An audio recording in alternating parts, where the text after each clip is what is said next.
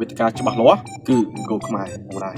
សួស្តីប្រិយមិត្តទស្សនិកជនជាទីមេត្រីយប់នេះការប្រកួតដ៏កក្រើកទៀតហើយបងប្អូនបាទយប់នេះ admin លើកយកតែមួយគូទេក្នុងវគ្គពាក់កណ្ដាប់ប្រត្ររបស់តោខៀវ Chelsea ប៉ះជាមួយនឹង Leeds United ផងដែរចាំមើលតើក្រុមទាំងពីរនេះទៅជាយ៉ាងណាកុំភ្លេចចូលរួមទូទាត់លទ្ធផលជាមួយមានទាំងគ្នាបាទក្នុងការប្រកួតដ៏កក្រើកនេះបើនិយាយពីតោខៀវ Chelsea វិញបាទតោខៀវ Chelsea ឥឡូវនេះកំពុងតែបាទឈរនៅលេខរៀងទី8បាទមានតែ48ពិន្ទុនៅក្នុងដៃហើយ Leeds United បាទចូលនៅខាងក្រោមគេបងអស់បាទចូលនៅលេខរៀងទី14ណោះបាទ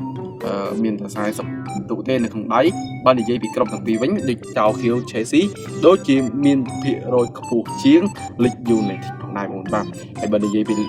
ការប្រកួតនេះឲ្យលេង over ក៏បានឲ្យលេងទៅខាងតោខៀវ Chelsea ហើយបងបាទក្នុងការប្រកួត FA Cup បាទពានរង្វាន់វគ្គពាក់កណ្ដាប់ដែលទ្រាត់ផងដែរបងបាទតោះកុំភ្លេចចូលលេងជាមួយមានទាំងនេះគ្រាន់តែបងប្អូនចុច link នៅ bio TikTok របស់មានឬក៏ description នៅលើ Facebook page ចូលទៅលេងដោយសេរីតែម្ដងតោះកុំភ្លេចលេងកំសាន្តជាមួយមានទាំងគ្នាចង់ដឹងថាមានឲ្យគូណាខ្លះកុំភ្លេចចុចទៅ bio ឬក៏ description នៅលើ Facebook page តោះកុំភ្លេចលេងខាងក្រោម profile ឬក៏